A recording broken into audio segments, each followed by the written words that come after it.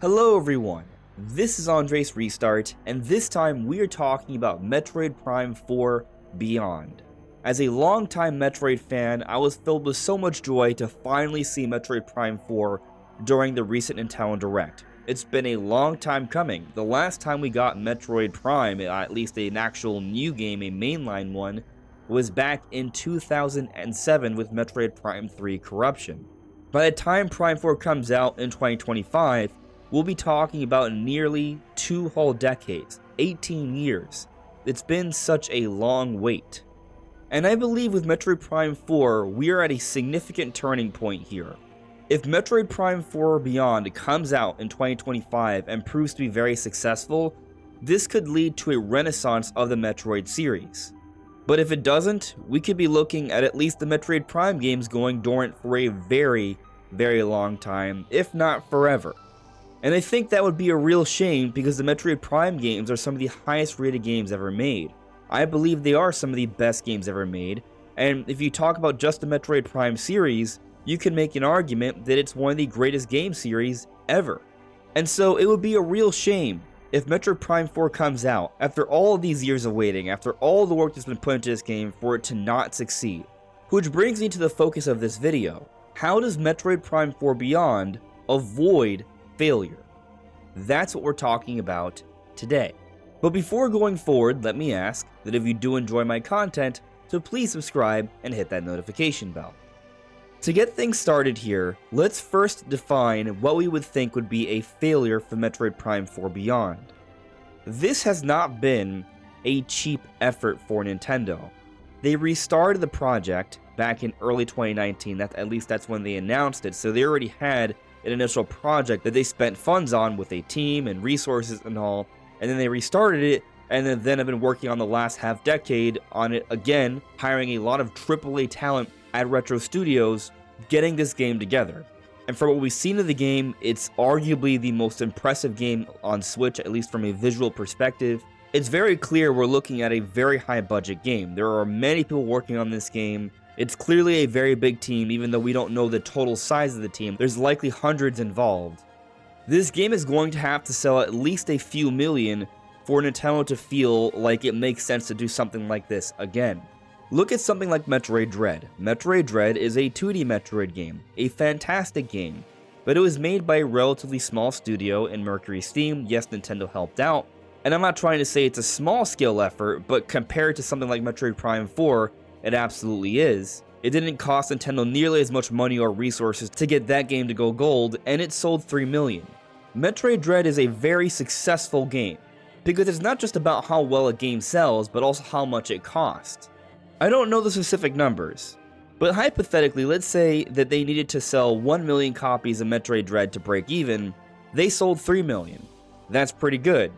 But let's look at something like Metroid Prime 4 Beyond. What if they have to sell 3 million to break even, because it is clearly a bigger, more expensive game, and they only sell 4 million? What's the better success to Nintendo?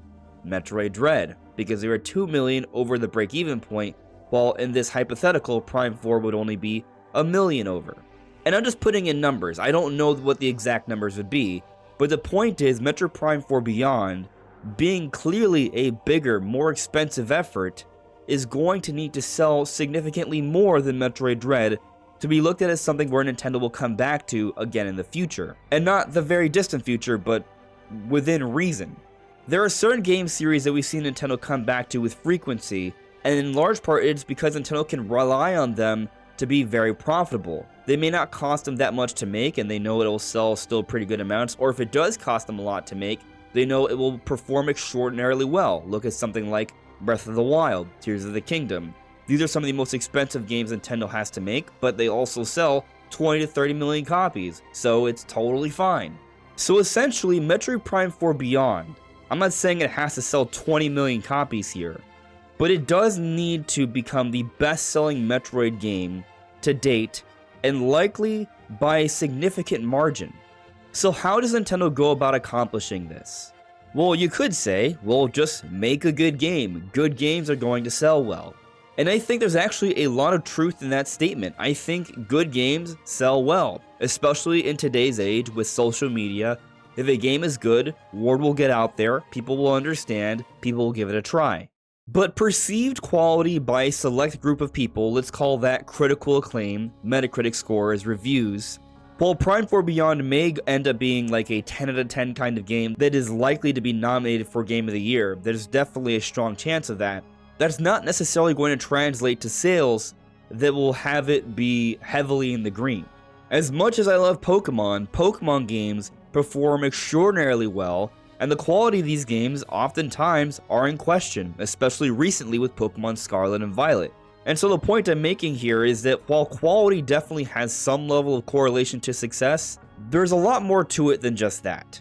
So yes, I do expect that for Metroid Prime 4 Beyond, they are putting together an incredible game. I am personally expecting this to be one of the best Nintendo games ever made. Recently, Chris Scullion put together an article on Video Games Chronicle detailing all the different developers or people involved with Metroid Prime 4. And the list is extraordinary. Extremely good talent. A lot of the talent that still has been retained since the early Metroid Prime days with Metroid Prime 2 or even the Donkey Kong Country series. But they even hired a lot of people who worked on Call of Duty or at Bethesda or the God of War series. They've hired some of the best talent in the world for this game. And we also know that Nintendo is trying to get this game to measure up to the quality of the original Metroid Prime.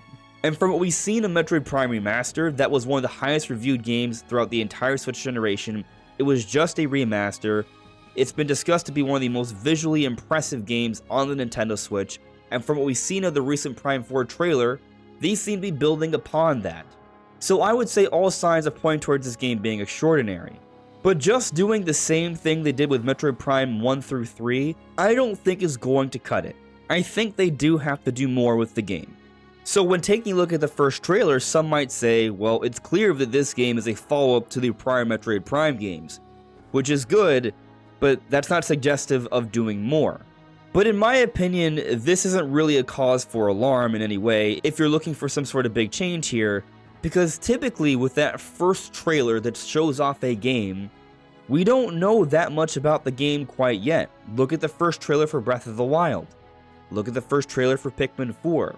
These are games that definitely evolved and iterated upon the formula for the respective series, reached larger audiences, but those first trailers didn't tell us that much. They essentially just got us excited for the next entry in the series. And that's what the first trailer for Metroid Prime 4 Beyond accomplished. Really, I just think we're scratching the surface here for what Metroid Prime 4 Beyond has in store. The title of the game is Beyond. I think they are going to go beyond in some way. Now, maybe that just has to do with the story, but I am expecting something else. But what is that something else? What will push the series? Well, I mentioned Pikmin 4 earlier. When you look at Pikmin 4, they did some things to evolve the series, and now the series is the best-selling game to date and growing. And ultimately what they did is they took a look at the core gameplay of Pikmin. They identified the Dandori style, which is essentially time and resource management, and they thought of ways to make that more inviting and fun. And so what they did, they introduced the dog, Ochi, which essentially is a tool to facilitate the Dandori style more so, making it more inviting for a larger audience, but still fun at the same time. It's cool to play with Ochi. More traditional hardcore Pikmin fans aren't looking at Ochi and saying, oh, they dumbed down Pikmin gameplay. And I think that's an important thing to make clear here. It's not about dumbing down gameplay so it appeals to a larger audience. It's about finding a way to maintain that core essence of the gameplay while reaching a larger audience. It's a tougher thing to do. But beyond Ochi, they also changed the camera positioning as well. They made the world feel a little bit more immersive and dynamic with a camera that's closer to the action. And that made it more interesting for more people. And I understand this conversation in regards to Metroid can be scary, because you look at something like Breath of the Wild, and there's a lot of Metroid fans that don't want like a straight up open world Metroid game, because that would go against the Metroid philosophy. And I agree with that. I think just going straight open air like Breath of the Wild is not the right course of action. I am expecting an overall larger, more big experience, but that doesn't mean open world. And I think sometimes people get lost on what open world means. Open world doesn't just mean large, vast expanses to explore, but it also means the gameplay structure and how you go about doing things. Open world suggests that you can do things out of order however you choose. And when we take a look at the core hooks of Metroid gameplay, it's about finding ways to explore and reach different parts of the world. You get to a certain point and you realize you're blocked off because you don't have the right tools to get past it, so you go elsewhere looking for that tool that will help you or finding other openings, and eventually you'll find a tool. And then you get that aha moment where you realize, oh, that point earlier, I can go back there and maybe do something. And that's a big part of the Metroid gameplay, and I expect something like that to maintain. And from what we've seen in the trailer, I do think we have some evidence to that. Firstly, when we take a look at the HUD, we see that there's this missile option where there's like a D-pad on the bottom left, but there are other open slots, the implication being that there are other abilities we can obtain later on. And from what we can see of the life bar, it seems likely that what they showed in the trailer is maybe the first section of the game. And it doesn't look like a Breath of the Wild or Tears of the Kingdom situation where you get all the abilities in the beginning section, but rather, similar to prior Metroid games, you expand on your abilities as you progress throughout the adventure. So I don't think that part is changing. And also from what we've seen of the map and from what we've seen of the different areas with the Federation facility and this really cool forest area, it doesn't look straight up open world. There may be some vast expanses we can explore, but it looks like that traditional Metroid Prime exploration is still going to be intact, at least to an extent. So then, what is it that they're hiding about this game? Well, still potentially a lot. We still don't quite understand the full movement options or abilities of Samus, and what they do there can definitely change many things. How does Metroid Prime match up to other more modern first-person shooters and adventure games? That still remains to be seen. And there still may be some sort of crazy hook that could really excite a lot of people. There's some speculation that there could be some time travel mechanics in play, which reminds me somewhat of what they did in Metroid Prime 2 or even in Ocarina of Time, so there could be some cool things with that. So what I'm personally expecting for the campaign is to make it more inviting for a larger audience, perhaps by speeding up the flow of the gameplay and making it match up to modern first-person controls so more people can understand it, but still retaining the challenging puzzling, exploration, and combat elements we've seen from prior games, just evolved and improved upon. We've already noticed some interesting UI improvements as well. You can see more of the screen thanks to how they've showed the HUD, but also Samus's beam shots don't take up as much of the screen so you can see more. But it even looks like the scan visor has been changed up somewhat here in a way that seems to be a bit more streamlined, which I think will make a big difference. And I'll also note that the transition from your normal combat mode to morph ball mode has been sped up as well. So we've already seen some subtle signs that they're making this game a little bit more inviting for a modern audience.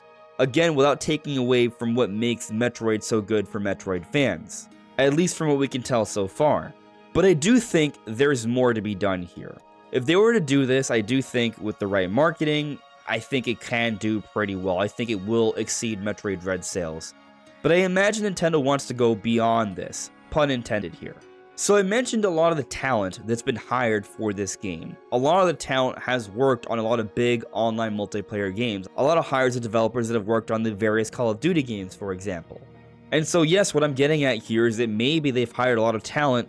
They will be well suited to make fast-paced first-person gameplay, not just for the campaign, but also for multiplayer.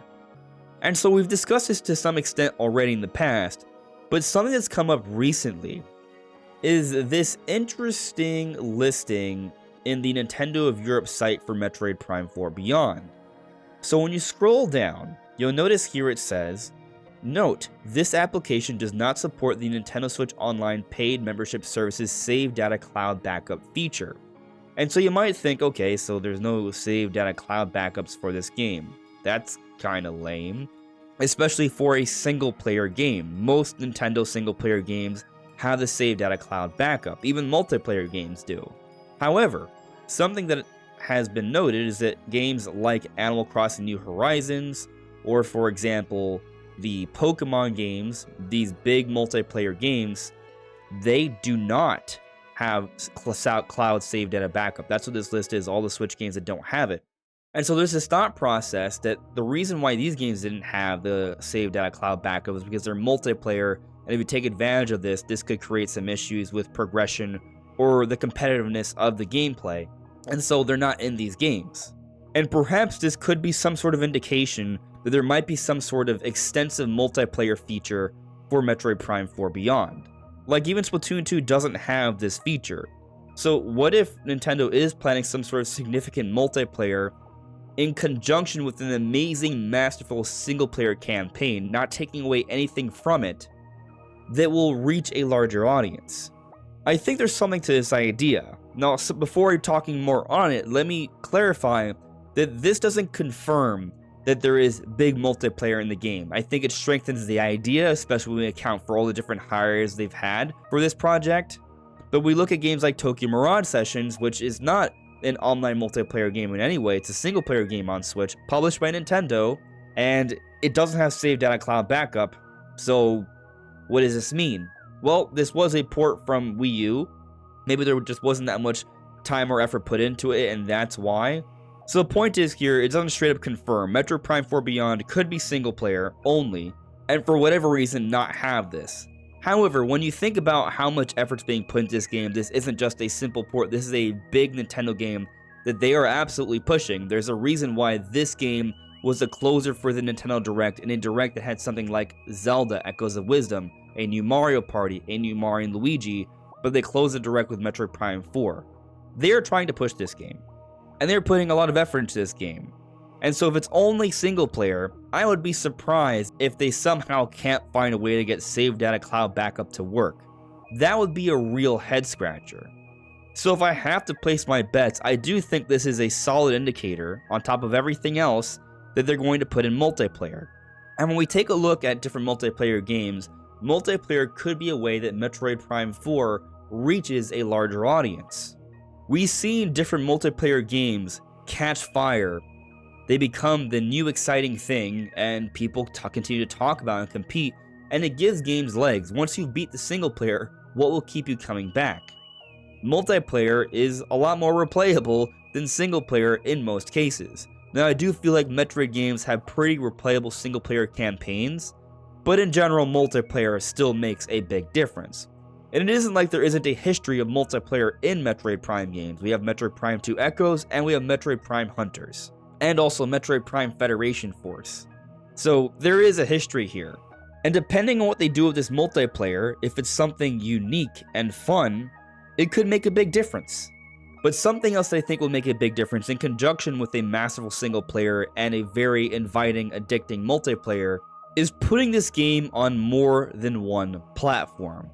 Now, I'm not saying Nintendo should go third party here, but Nintendo has a successful Nintendo Switch. We know Metroid Prime 4 Beyond is coming for this system, but I also believe it is coming out for Nintendo Switch 2. I don't think it would be coming out in 2025 if it wasn't coming out for Nintendo Switch 2.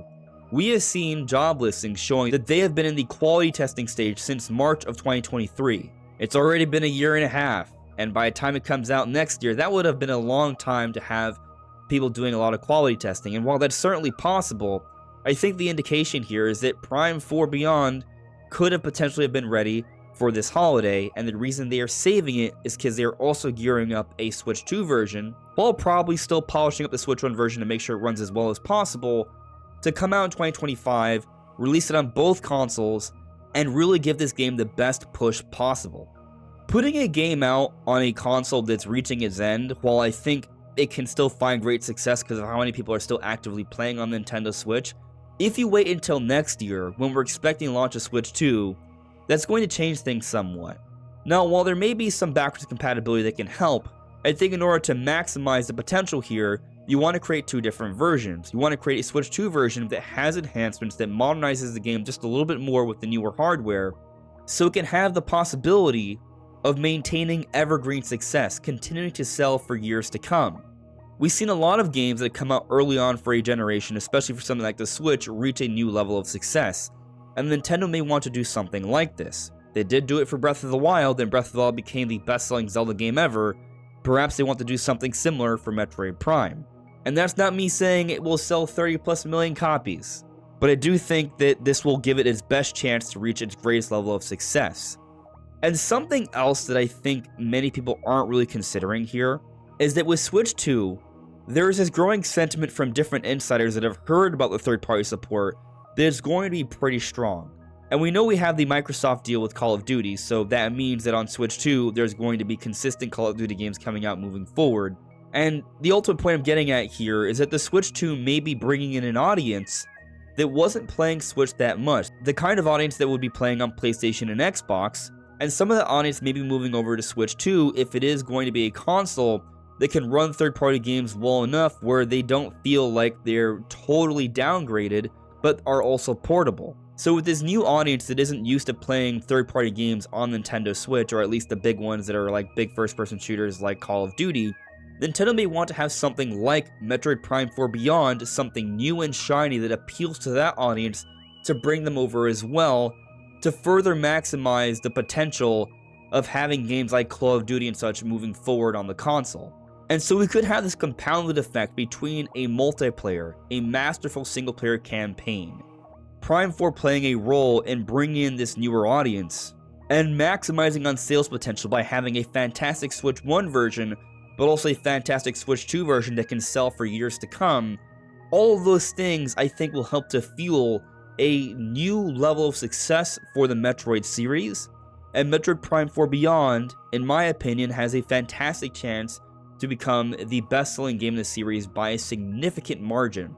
So it will be absolutely in the green, and Nintendo will want to come back and make more Metroid games moving forward, and maybe we see something like what we saw in the early 2000s, where, yeah, we get a Metroid Prime game every few years, we get a 2D Metroid game every few years, but littered in between we get cool other spin-offs, like Metroid Prime Hunters, like Metroid Prime Pinball, and thus will be in a golden age of Metroid, kind of like how we've been in a golden age for Zelda and Mario for so many years already. I think there's that kind of potential. But before closing things out here, there's something else I want to cover that I think is interesting to consider for this topic. And that's his interview with Shigeru Miyamoto, where he talks about these big hits that he wants Nintendo to do every 3 to 5 years. And he defines a big hit as a 30 million seller. And the thing about a 30 million seller is that it does become a cultural phenomenon, it does change things, and it does help to keep Nintendo going and being successful for more time to come. And again, I am not trying to say that Metroid Prime 4 Beyond is going to be a 30 million seller, but what I am saying here, based on what Miyamoto is talking about, is that they should be trying to maximize their opportunities here, because you never know what will become that next big hit. You have to continue to try. Here Miyamoto says, I keep that in mind as I go about my daily work. Is there something that can become a big hit? If everyone isn't eagerly looking for it, they'll miss it. So let's not overlook it. And I think that serves my point beautifully. It's not so much that we're going to expect or predict that every single game that we want to be successful is going to become the next 30 million seller. There have only been 12 in Nintendo history, but 4 during the Switch era, and there can be more. It's not just about pushing out a game that's satisfactory or will break even, as is discussed throughout this interview, but it's about looking at a game and thinking about what can we do for this to make this something even more special. And it's that attitude that leads to so many quality games, that leads to evolutions in different series, and eventually leads to the occasional big hit. And I'll read this other part that Miyamoto said towards the end of the interview. That's right, I think the most dangerous thing is to miss something that has the potential to grow. I think the good thing about our company is that we've been good at nurturing those seeds. And that's what I'm getting at here. Metroid Prime 4 Beyond has the potential to grow. Should most people be predicting that something like Metroid can become a 30 million seller? Probably not. But should Nintendo be looking at their different game franchises and thinking, how can we improve this? How can we make this better? How can we turn this into the next big hit? Absolutely. And so going back to Metroid Prime 4 Beyond, I covered some ideas, but maybe there's something I missed. Maybe there's something in there that we don't know about that will allow Metroid to become a bigger success. This game has been a huge investment, and Nintendo's going to want to make sure it doesn't just break even, but become something successful by a significant margin. That is essentially what Miyamoto's talking about here. What have they done to nurture Metroid? We shall see. But I am optimistic. What do you think, though? Let me know in the comments below. This is AndresRestart. Thank you so much for listening and watching, and I'll see you all really soon. Take care. Bye.